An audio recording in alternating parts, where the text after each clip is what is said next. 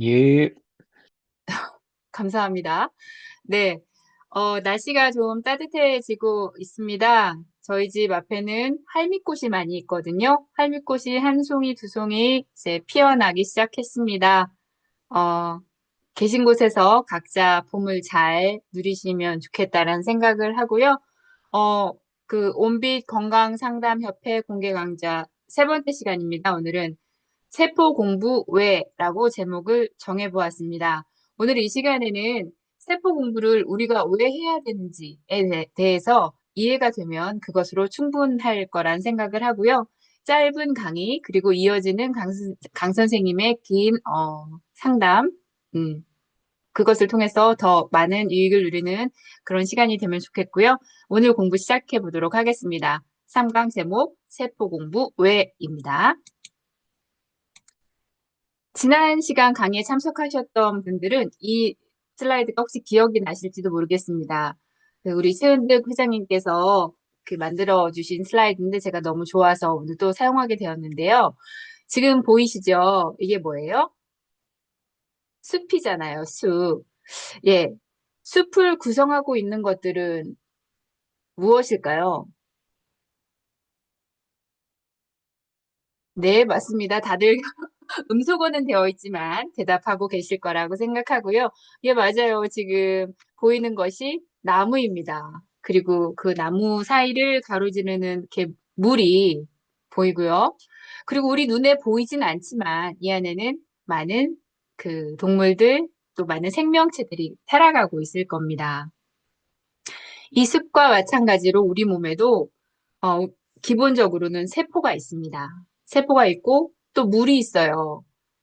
우리 그런 말 많이 하잖아요. 우리 몸에 뭐 60%가 물이다. 뭐 나이가 들수록 물의 비중이 줄어든다. 그리고 뭐 그 신체 중에서 뭐 어느 부분, 뭐 뇌는 특히 물이 많다. 뭐 이런 여러 가지 말을 들어보셨을 텐데요. 우리 몸의 60% 혹은 그 이상 차지하는 이 물이 세포 안에도 있고 세포 밖에도 있습니다. 그래서 세포 안에서 세포의 모양을 예쁘게 잡아주기도 하고요. 대사작용을 도와주기도 합니다. 그리고 우리 몸에는 우리 세포수에 버금가는 그 또 장내 미생물이 있다고 많이 들어보셨을 겁니다. 그것처럼 어, 이 숲을 구성하는 나무, 계곡물, 그리고 여러 가지 생명체가 있듯이 우리 몸을 구성하는 것은 세포고, 그리고 또 물도 있고요. 또 장내 미생물도 있습니다. 그런데 우리가 여기서 기억해야 할 것은 몸을 구성하는 기본은 세포다라는 것입니다. 암 치료를 할 때, 암 치료에 있어서 우리 몸이 세포다라는 전제에서 출발하지 않으면 길을 잃을 수가 있습니다. 대체의학이나 다른 그런 어떤 치료법을 제시하는 분들이 몸을 어떤 영적인 존재, 또 신비한 어떤 존재, 신비한 뭔가가 있다라는 쪽으로 접근을 하시는 경우도 있는데요. 그것을 부정하는 것은 아닙니다. 하지만 그렇게 접근하다 보면 답이 없을 수가 있고요. 아까 말씀드린 것처럼 길을 잃을 수가 있기 때문에 우리는 우리 몸은 세포다라는 기본 전제에서 출발해야 합니다. 자, 어, 같은 숲인 것 같은데 다른 점이 보이시죠? 예, 여기 병든 나무가 있습니다. 이 병든 나무가 병들었다고 해서 얘가 나무가 아닌 건 아니죠. 얘는 여전히 나무입니다. 마찬가지로, 아이고, 죄송합니다. 마찬가지로 우리 몸에 우리 몸에 혹시 있게 있는, 뭐, 어쨌든요. 예, 암도 세포입니다. 세포는 세포인데 세포가 병이 든 거예요. 병이 들었다는 의미는 얘가 정상적인 세포와 다르게 작동한다는 것을 의미합니다. 자, 다시 한번 말씀드리면 우리 몸은 세포로 되어 있습니다. 우리 몸의 기본은 세포입니다. 그리고 우리가 지금 공부하고 있는 우린 암에 대해서 공부하고 있는데 여기 문 없습니다. 암도 또한 세포입니다. 그렇기 때문에 우리는 세포 공부를 해야 되는 거죠. 우리 몸에는 무려 60. 뒤에 뭐가 붙을 것 같으세요? 60개? 그건 아니겠죠. 네. 60억? 그것도 아니에요. 네. 우리 몸에는 무려 60조라는 그 엄청난 숫자의 세포가 있습니다. 그 최근 연구에서는 뭐 이스라엘의 와이즈만 연구소에서는 뭐 최신 연구를 통해서 이 숫자를 좀 달리 말하기도 하는데요. 뭐 어쨌든 간에 우리가 상상할 수 없을 정도로 많은 그런 숫자, 60조. 엄청난 숫자의 세포가 우리 몸을 구성하고 있습니다. 매일 3,300억 개의 세포가 죽고 새로 태어난대요. 지금 제가 하는 1초에 무려 380만 개의 세포가 죽고 또 새롭게 태어난다고 합니다. 세포에는 적혈구 같은 경우는 굉장히 작아요. 하지만 숫자는 엄청 많습니다. 근육세포나 지방세포 같은 경우는 엄청 그 크기가 커요. 매우 크기가 크지만 그렇지만 개수는 아주 적습니다. 자, 그렇다면 세포는 어떻게 구성되어 있을까요? 여기 아주 복잡한 그림이 하나 있습니다. 복잡한 그림 보이시죠? 이 세포를 둘러싸고 있는 이 겉을 세포막이라고 합니다. 세포막. 세포막은 인지질 이중막으로 되어 있어요. 세포를 보호하고 있겠죠. 그래서 세포 밖의 물질이 이 안으로 함부로 들어오지 못하도록 물질의 출입을 조절합니다. 그리고 이 세포 외에는 저 옆에 또 다른 세포도 있겠죠. 그런 다른 외부 세포들과 그 신호도 주고받는 그런 역할을 하는 것이 바로 세포막입니다. 그리고 이 가운데 부분을 세포의 핵이라고 합니다. 세포핵은 엄청 중요합니다. 왜냐하면 이 안에 DNA가 있거든요. 유전자가 이 안에 있어서 많은 생명 활동을 그 지휘하고 또 많은 생명 물질을 만들어내는 그런 토대가 되고 있습니다. 이 세포막과 세포핵 이 사이를 세포질이라고 합니다. 여기에는 무척 많은 소기관들이 있어요. 여기에서 뭘 하나 볼까요? 미토콘드리아 같은 경우는 그 여러분 미토콘드리아 하면은 에너지 뭐 생산 공장 뭐 이렇게 많이 들어보셨을 텐데요. 미토콘드리아는 세포 하나당 100개에서 많게는 1000개 넘게 존재하고 있습니다. 미토콘드리아에 대한 연구는 지금 굉장히 활발하게 이루어지고 있는데요. 암에 있어서도 미토콘드리아가 굉장히 중요한 역할을 하고, 그리고 또 노화에 있어서도 미토콘드리아가 아주 중요한 역할을 합니다. 그런 자세한 내용들은 다음에 살펴볼 기회가 있을 것 같습니다. 이거 외에도 리보솜이라고 하는 소기관이 있어서 여기서는 그 단백질을 만드는 곳입니다. 여기에 퍼옥시즘이라는 소기관이 있습니다. 여기는 독성 물질을 처리하는 그런 소기관이에요. 그래서 여기는 카탈라아제라는 그런 물질이 굉장히 많이 있어서 얘가 그, 그 활성산소 중의 일종인 과산화수소나 이런 것들을 막 분해하는 그런 역할을 합니다. 그런데 제가 지금 말씀드린 것들은 잘 몰라도 돼요. 우리 암 공부에 있어서 중요한 세 가지는 세포막과 그리고 미토콘드리아 그리고 핵 이 세 가지만 염두에 두고 그것들을 중심으로 공부를 하시면 그것만으로도 충분합니다. 자, 그 다음에 또 숫자가 하나 등장해요. 세포에는 무려 100, 이 뒤에는 어떤 단위를 붙이고 싶으신가요? 예, 세포에는 무려 100조 개의 원자가 있습니다. 세포는 그러니까 100조 개라는 엄청나게 많은 숫자의 원자로 구성되어 있다라는 거죠. 원자라는 단어가 등장하니 이거 뭐지 싶은 생각이 드실 수도 있는데요. 우리 예전에 배웠던 기억 살짝 떠올려 보도록 하겠습니다. 원소들을 소개합니다. 예, 원소가 여기 쭉 이렇게 나열되어 있는 거 보이시죠? 수소, 헬륨, 질소, 산소 등등등 굉장히 많은 그런 원소들이 나와 있습니다. 이 많은 원소들을 우리가 다 알아야 돼? 이런 생각이 드실 수도 있는데요. 너무나도 다행인 것은요, 우리가 지금 과학이 발견한 이 원소는 이렇게, 118가지라고 합니다. 그렇게 많은 원소들이 있지만, 우리 몸을 구성하는 원소들은 너무나도 고맙게도 훨씬 단순합니다.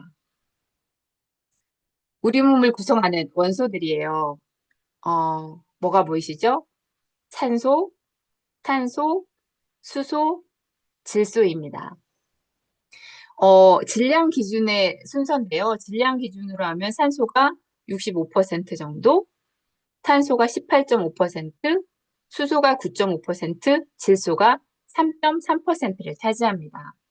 그런데 그 원자 수를 기준으로 할 때는 산소가 아닌 수소가 가장 많은 비중을 차지합니다. 왜 이런 차이가 나냐면 수소 원자는 굉장히 가벼워요. 그런데 산소 원자는 그거보다 훨씬 무겁거든요. 그래서 수소가 산소보다 16배 정도 무겁다고 합니다. 그래서 그 원자 수를 기준으로 할 때는 수소가 제일 많은 비중을 차지하지만 질량을 기준으로 할 때는 산소가 가장 많은 비중을 차지하게 되는 것입니다. 이외에도 소량의 여기 깨알 같은 글씨들이 잘 안 보이실 텐데요. 그 소량의 칼슘, 인, 칼륨, 또 황, 염소, 나트륨, 마그네슘, 요오드, 철, 아연 이런 원소들이 있습니다. 좀 아까 말씀드린 것처럼 우리가 이 모든 것들을 다 알면 좋겠지만 우선 우리 몸을 구성하는 주된 원소들이 산소, 탄소, 수소, 질소이기 때문에 우리는 이 네 가지만 제대로 이해하고 있어도 몸을 이해하고 질병을 이해하는데 아주 많은 도움을 받을 수 있습니다.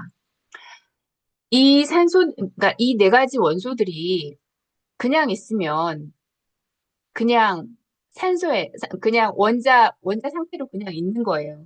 그런데 놀라운 신비는 여기서 시작됩니다. 원자들이 결합을 하는 거예요. 수소, 수소 원자 하나가 그냥 하나로 있는 것이 아니라 다른 수소 원자와 만나서 수소 분자가 됩니다. 얘는 물 분자인데요. 물 분자는 여기 산소 하나하고 수소 두 개가 만나서 물 분자가 됩니다. 얘는 과산화수소 분자예요. 근데 과산화수소 분자는 수소가 두 개고 산소가 두 개입니다. 얘는 암모니아 분자인데요. 암모니아는 질소 하나에 수소가 세 개입니다. 즉, 그냥 원자들이 그냥 개별로 있으면 아무 일도 일어나지 않지만 얘들이 결합해서 분자가 되면 이제 물성이라는 게 생기기 시작하는 거예요. 수소의 성질, 수소 분자가 되면서 수소의 성질을 갖게 되고 물의 성질을 갖게 되고 과산화수소 성질을 갖게 되고 이런 물성이 생기는 것입니다. 그러니까 우리가 경험하는 다양한 생명 현상은 이 원자들이 어떠한 모양으로 어떠한 형태로 얼마나 많은 숫자들이 결합하느냐에 따라서 분자가 되고 그것이 다양한 생명 현상을 만들어내는 겁니다. 그러니까 생명 현상은 어떻게 보면 이 네 가지 원자들이 결합하는 패턴에 따라 만들어지는 그런 화학적인 예술이라고 할 수 있습니다. 원자가 모여서 분자가 되고 분자가 모여서 세포가 되고 이제 생명 현상이 나타나는 거죠. 우리가 여기에서 살펴볼 것이 있습니다. 원자들이 이렇게 결합을 한다고? 그런데 결합을 할 때 어떻게 결합을 할까? 자, 원자들이 결합을 어떻게 하는지 잘 살펴보도록 하겠습니다. 원자들은 조금 아까 말씀드린 것처럼 서로 결합을 해야 새로운 물질이 되고 물성이 생기고 또 생명이 되어 가는데요. 이 결합하는데 원칙이 있습니다. 자, 수소를 먼저 살펴보도록 하겠습니다. 수소는 여기 보이는 것처럼 원자 번호가 1번이죠. 그래서 얘는 이 원자 안에 이걸 핵이라고 하잖아요. 핵이 있고요. 이 외곽을 도는 수소 전자가 하나입니다. 그런데 어떤 성질이 있냐면 이 첫 번째 궤도에는 전자가 두 개가 있어야 안정이 되는 거예요. 그래서 수소는 이 자리가 항상 비어 있으니까 이거를 채우려고 합니다. 그래서 다른 아이들하고 다른 원자들하고 빨리빨리 결합을 하려고 하는 그런 성질이 있습니다. 그래야지 안정이 되기 때문에 그런 거죠. 탄소를 한번 살펴보겠습니다. 예, 탄소는 지금 보니까 원자 번호가 6번이에요. 6번이니까 6번이란 얘기는 여기 플러스 6이죠. 그리고 전자가 여섯 개라는 걸 의미해요. 그러면 1궤도에 두 개를 주면 몇 개가 남죠? 네 개가 남죠. 그러면 2궤도에 하나, 둘, 셋, 네 개가 있습니다. 그런데 여기서 옥텟 규칙이라는 것이 있어요. 그게 뭐냐면 이 원자들은 최외곽 전자를 8개를 채우려고 하는 그런 규칙이 있거든요. 그런 성질이 있거든요. 그래서 여기 하나, 둘, 셋, 넷으로 끝나는 게 아니라 하나, 둘, 셋, 넷을 더 채워서 8개를 채우려고 하는 그런 성질이 있는 겁니다. 그래서 이 8개를 채우기 위해서 얘는 만약에 뭐 그 수소랑 결합을 한다면 4개가 필요하겠죠. 그런 식으로 결합을 합니다. 그러니까 수소는 그 외곽전자, 그 최외곽 전자가 여기서 2개가 돼야 되는 거고요. 그다음에 여기는 8개가 돼야 되는 거기 때문에 4개의 전자가 더 필요한 겁니다. 산소는. 자, 질소를 한번 살펴보겠습니다. 이제 이해가 되셨을 것 같은데요. 질소는 원자 번호가 7번입니다. 그래서 총 전자수가 7개예요. 1궤도에 2개를 주니까 5개가 남죠. 그래서 2궤도에 하나, 둘, 셋, 넷, 5개를 줍니다. 그런데 좀 아까 말씀드린 것처럼 옥텟 규칙에 따라서 이 최외곽 전자를 8개를 채우려고 하는 성질이 있는 거예요. 그래서 얘는 3개를 공유하려는 그런 성질이 있습니다. 질소는. 산소를 살펴보겠습니다. 산소는 원자 번호가 8번입니다. 예. 원자 번호 8번인 산소가, 자, 보시죠. 총 전자수가 몇 개예요? 8개잖아요. 총 전자수가 8개니까, 1궤도에 2개를 줍니다. 그리고 2궤도에 하나, 둘, 셋, 넷, 다섯, 6개를 줍니다. 그러니까 얘는 최외곽 전자는 8개가 돼야 되는데 6개밖에 없으니까 이 2개를 채워야 하는 그런 그 성질이 있겠죠. 여기서 우리가 생각해 봐야 될 게 있습니다. 산소가 우리 생명에 되게 필요하고 하기 때문에 한 굉장히 중요한 거라는 것을 알고 있는데요. 이 산소는 사실 골칫덩어리이기도 합니다. 산소가 O2가 돼서 이중 결합을 해서 그러니까 결합을 하면 걔는 안정적인 산소가 돼요. 그런데 활성산소라는 말 들어보셨죠? 활성산소. 그 활성산소라는 것은 전자 하나가 홀로 남아서 그 얘가 불안정한 상태인 거예요. 자기가 불안정한 상태니까 주변에서 전자를 뺏어오려고 하는 성질이 아주 강합니다. 산소는. 이것이 바로 산화거든요. 전자를 빼앗기는 것이 전자를 빼앗기는 것, 잃어버리는 것이 산화고 전자를 얻는 것이 환원인데 그 산소는 다른 애들의 전자를 막 뺏어오려고 하는 그런 성질이 되게 강한 거예요. 우리 사과 먹고 이 사과 깎아 놓으면 그 색깔이 변하잖아요. 그것도 그 이 산화된 한 예이고요. 그 철이 녹쓰는 것도 산화된 예잖아요. 사과나 철이 그러니까 사과가 변하고 철이 그렇게 녹쓰는 그런 산화처럼 우리 몸 안에도 그런 작용이 일어납니다. 그러니까 우리 몸의 안에서 세포가 있어요. 세포 안에 DNA가 있어요. 그런데 산소가 우리 몸 안에 들어가서 자기가 지금 전자가 부족해서 전자를 뺏어오려고 하는 거예요. 그러니까 다른 DNA나 다른 데서 자꾸 전자를 뺏으려고 하니까 전자를 빼앗겨 버린 유전자에 그런 변화가 생깁니다. 그래서 변이를 일으키는 주된 원인이 될 수 있거든요. 그래서 산소는 우리가 굉장히 뭐라고 할까요? 집중해서 살펴봐야 할 그런 물질입니다. 이런 산화를 막겠다고 우리는 뭘 많이 먹죠? 비타민 C 많이 먹잖아요. 비타민 C가 뭐라고 불리나요? 항산화제라고 불리잖아요. 그러니까 우리 몸에도 이미 항산화의 작용을 할 수 있는 그런 뭐 시스템이 있기는 하지만 우리가 비타민 C를 통해서 우리 그 산소가 전자를 빼앗는 것을 못하도록 항산화 작용을 하도록 그 비타민 C를 먹어주는 그런 것들을 이렇게 주변에서 많이 보고 여기에도 이게 비타민 C를 많이 드시는 분들도 계실 텐데요.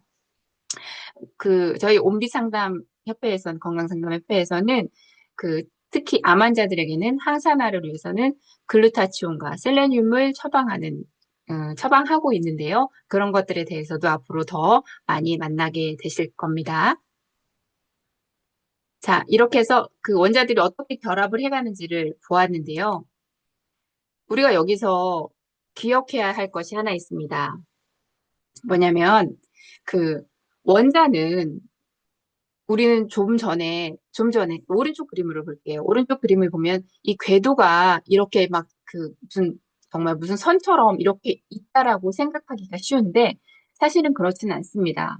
이것은 전자가 궤도를 돈다라는 것은 보어 모델이라고 하는데요. 이해를 돕는 데는 굉장히 유용한 측면이 있습니다. 하지만 사실과는 다르고요. 현대 물리학에서는 이러한 그림을 제시합니다. 그러니까 전자가 이렇게 막 선을 따라서 궤도를 도는 것이 아니라 확률적으로 그 어떤 존재하는 공간에 분포한다라는 그런 설명을 하거든요. 이것을 보고 전자구름이라고 합니다. 다시 말씀드리면 원자핵 주변에 어느 일정 어떤 궤도가 아니라 존재할 확률이 어디에 높은지를 구름처럼 표현한 것. 이것을 전자구름이라고 합니다. 그래서 이렇게 원자가 있는 것이 아니라 이런 형태로 이 안에 핵이 있고 전자가 있을 수 있는 확률이 있는 그곳을 구름처럼 이렇게 표현해 놓은 것. 이런 그림이 현대 과학에서 설명하는 모델에 더 적합한 그림이라고 할 수 있습니다. 우리 한 가지만 더 생각해 보도록 하겠습니다. 이해를 위해서 이쪽 그림을 가지고 설명을 하도록 하겠습니다. 양자 도약이라는 것이 있습니다. 그건 무슨 말이냐면 에너지를 이 전자가 뿜어내기도 하고 흡수하기도 하면서 이 궤도를 바꾼다라는 거예요. 외부에서 빛이 많이 들어오면 빛 에너지가 들어오면 전자가 그 에너지를 흡수해서 낮은 궤도에서 높은 궤도로 이동합니다. 근데 이런 이동이 아니라 여기 있던 것이 여기 갑자기 나타나는 그런 이동입니다. 이렇게 이동하고 또 원래의 상태로 돌아가고자 하는 그런 성질이 있기 때문에 받은 만큼의 에너지를 방출하면서 또 여기 있던 것이 그 에너지를 딱 내보내면서 이렇게 돌아오기도 합니다. 그래서 이 에너지 차가 많으냐 적으냐에 따라서 뭐 색깔도 달라지고 그렇다고 합니다. 근데 우리가 여기서 이것을 기억해야 되는 이유는 우리 몸은 뭐로 되어 있다고 아까 처음에 우리 시작을 했나요? 우리 몸은 세포다에서 시작을 했습니다. 근데 세포는 무엇으로 되어 있다? 100조개의 원자로 되어 있다. 그런데 원자가 이러한 형태로 되어 있고 이렇게 에너지를 계속 바꾸면서 에너지 변화를 일으키면서 우리 몸속에서 지금도 작용을 하고 있다라는 거죠. 다시 말하면 우리 몸속의 에너지 변화가 바로 이 전자의 변화인 거고요. 세포는 원자로 되어 있고 이 원자는 바로 에너지 덩어리이고 그래서 이 원자도 에너지 덩어리이고 그리고 그 원자들이 모여서 이루는 분자도 에너지 현상이고, 아이고, 죄송합니다. 에너지 현상이고, 그리고 그, 그것들이 모인 세포 또한 에너지의 에너지의 변화고, 에너지 장이고, 또 그리고 빛덩어리라, 뭐 이렇게 이해를 하시면 좋을 것 같습니다. 지금 제가 드리는 설명이 조금 이해가 안 되실 수도 있는데, 앞으로 공부를 해가시면서, 이 부분에 대한 이해가 더 깊어지시면 좋을 것 같다는 생각을 하고요. 그래서 다시 한번 말씀드리자면, 우리 몸은 세포로 되어 있고, 세포로 되어 있는 세포는 또 원자로 되어 있고, 그 원자는 이 빛 에너지에 주고받는 그런 현상이고, 그리고 그 에너지의 결합이고, 그렇기 때문에 세포 또한 그 빛 에너지장의 그 현상이 나타나는 것이라고 생각할 수가 있습니다. 세포 공부한다고 하면서 왜 원자 얘기를 이렇게 길게 하는지 궁금해 하실 것 같고요. 게다가 왜 우리가 전자까지 알아야 돼? 이런 질문까지 하실 것 같습니다. 왜 전자를 알아야 되냐면, 좀 아까 말씀드린 것처럼 우리 몸의 모든 작용은 결국은 전자의 움직임이라고 설명할 수 있습니다. 계속 반복되는 말씀이지만, 세포로 되어 있고, 우리 몸은 세포로 되어 있고, 세포는 또 원자로 되어 있고, 원자 안에서 그 전자가 빛을 받고 내뱉으면서 계속 왔다 갔다 하는 것을 좀 아까 설명을 드렸는데요. 그래서 결국 우리 몸의 모든 작용은 전자의 움직임이라고 설명할 수 있습니다. 약도 결국은 전자의 상태에 따라서 결정이 되는 거고요. 전자의 분포와 전자의 위치가 달라져서 우리 몸이 만들어내는 단백질이라고 하는데 단백질의 그 구조와 기능이 또한 바뀌게 되는 겁니다. 지난 강의에서 이 그림을 우리 최현득 회장님께서 이렇게 보여주셨는데요. 그 지금 여기 나와 있는 것처럼 에너지 치료, 바이오 치료, 마인드 치료를 우리는 주된 치료로 하고 있는데요. 지금까지 말씀드린 것처럼 우리 몸의 모든 것이 결국 전자가 에너지를 받느냐, 못 받느냐, 전자가 어떻게 붙고 어떻게 떨어지느냐, 이런 것들이 중요했는데요. 암에 있어서는 공부를 하다 보면 유전자, 불안정성이라는 그 단어가 등장합니다. 그 이야기는 유전자가 불안정하다라는 건데요. 유전자가 불안정하다는 것은 전자가 힘이 없어서 이렇게 뚝뚝 떨어진다라는 것을 말합니다. 그래서 전자에 힘을 줄 수 있도록 해야 하는 것이 중요한데, 그래서 저희는 에너지 치료와 바이오 치료, 마인드 치료를 통해서 그 힘이 없는 전자에 힘을 줄 수 있도록 생약이나 몸속에 에너지를 제어하는 그런 방법들을 같이 사용하고 있습니다. 다시 한번 말씀드리자면, 우리 몸에서 변화를 일으키는 것은 전자뿐이고, 전자는 빛의 응축입니다. 그래서 이 전자가 에너지가 꽉 찬 전자가 되도록 하는 것이 되게 중요하고, 그것을 도와줄 수 있도록 에너지 치료를 통해서 에너지를 넣어주기도 하고, 바이오 치료, 복합 천연물을 통해서 또 에너지를 주기도, 전자가, 그리고 우리 세포가 건강해지도록 하기도 하고요. 마인드 치료를 통해서 또한 같은 효과를 기대하고 있습니다.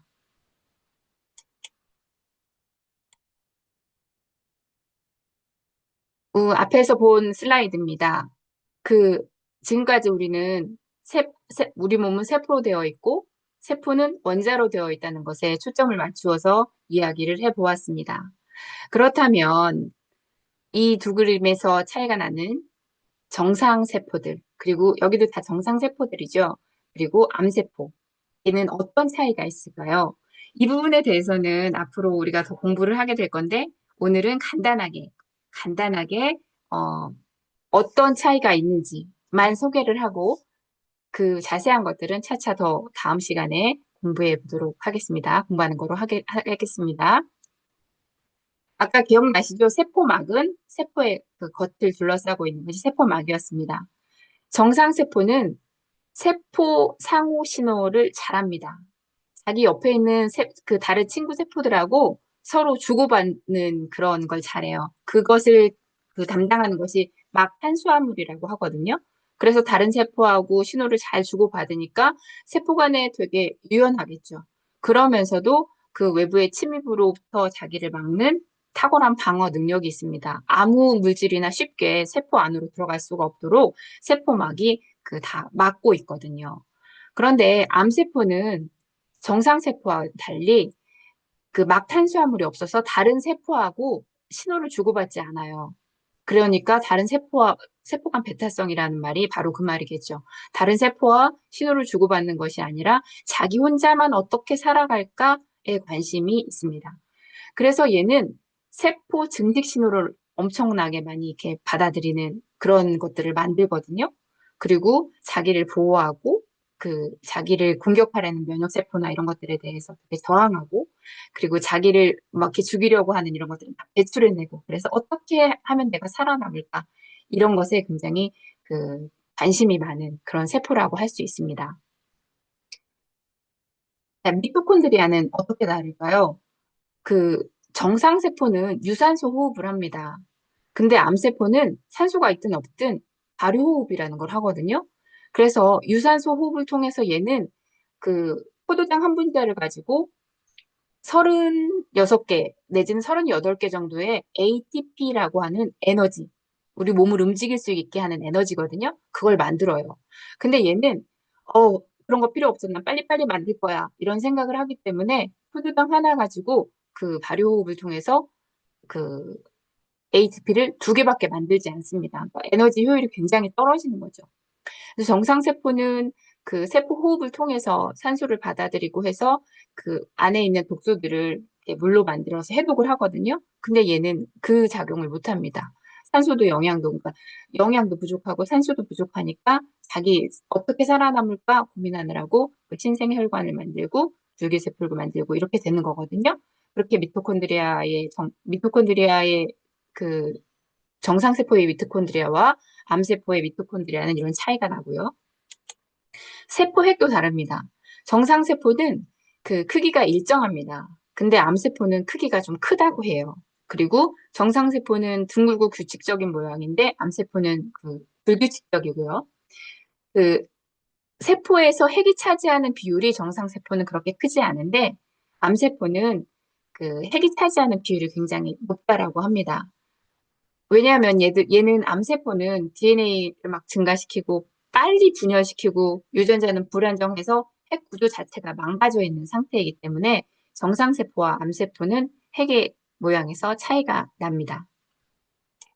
오늘 우리가 세포에 대한 이야기를 하고 있는데요. 세포 공부를 왜 해야 되는지 결론을 내리도록 하겠습니다. 우리 몸은 세포로 이루어져 있습니다. 그리고 암 또한 세포입니다. 암은 세포가 병든 세포죠. 병든 세포입니다. 암세포는. 근데 치료할 수 있는 것은 정상세포거든요. 그래서 암을 치료하기 위해서는 세포에 대해서, 세포를 이루고 있는 다양한 것들에 대해서, 그리고 그 원자에 대해서 우리가 이해하는 것이 굉장히 중요합니다. 오늘은 맛보기로 그냥 세포핵, 세포막, 미토콘드리아가 어떤 그 정상세포와 암세포에서 어떤 차이가 있는지를 말씀드렸는데, 다음 세포 공부하는 시간에는 그것들에 대해서 좀 더 자세히 알아보도록 하겠습니다. 오늘 제가 준비한 강의는 여기까지입니다. 들어주셔서 감사합니다.